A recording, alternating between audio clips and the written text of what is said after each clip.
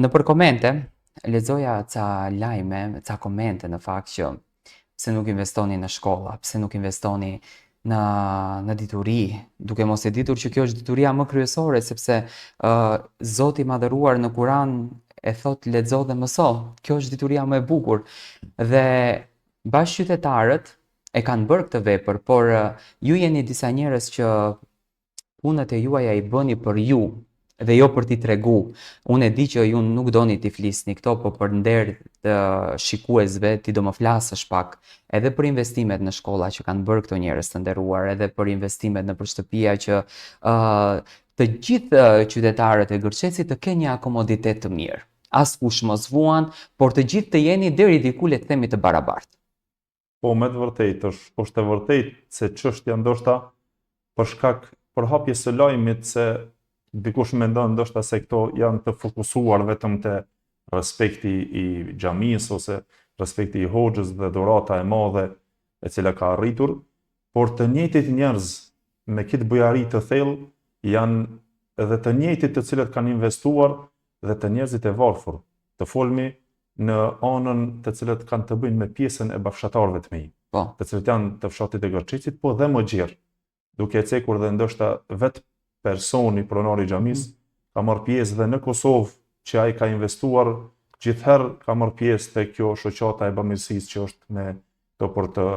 varfërit e kështu me radhë, me vite që nuk e ka ditë askush që ai ka marrë pjesë. Zotëria Enveri. Po, ka marrë pjesë, domethënë në shumë iniciativa të tilla të cilat as na nuk i kemi ditë që kanë marrë pjesë. Tash e ceki këto si rast konkret.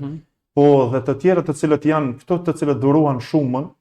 e vlerësimit të cilën kjo me të vërtetë bën nga besimi mas pari, edhe ndershmëria e tyre dhe solidariteti i tyre të cilët dëshirojnë që ta ngrinë nivelin e bashkëtarëve të tyre.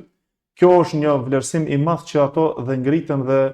nivelet e njerëzve të varfër të fshatit ton, ku ja vetëm në këtë vit janë gati 3 shtëpia duke ndërtuar në shërbim të varfërve. Dhe të njëjtit njerëz janë të cilët i shërbyen edhe shkollës, ku ato çdo sen çka ka pas nevojë, si riparimi i shkollës e kështu me radhë, po edhe nëse është lyp nevoja e ndihmesës dhe të mësuesit, këto janë të parët të cilët i kanë dhëruar vlerë të mësuesit. Dhe se padyshim edhe në çështjen edhe në shërbimin e nxënësve, këto janë të njëjtit njerëz nga fshati im që me të vërtetë mburrëm me bujarinë e tyre dhe fisnikrinë e tyre të cilët janë gjithherë të parët, se jo se është misioni i tyre vetëm te çështja materiale, po subhanallahu është çështje dhe shpirtërore, që ato gjithherë domethënë kanë dashur që të i shohin edhe ato të nivelit të ulët të ngritur,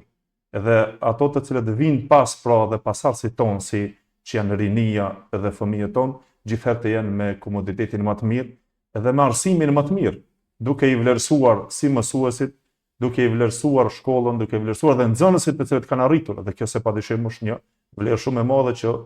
meriton që na të krenohemi me veprën e tyre. Domethënë jo vetëm si vlerësimi im si hoxh ose si shërbys në atë xhami, por shërbimi i tyre gjithkund ka qenë pra dhe në këto shtresa të mëdha.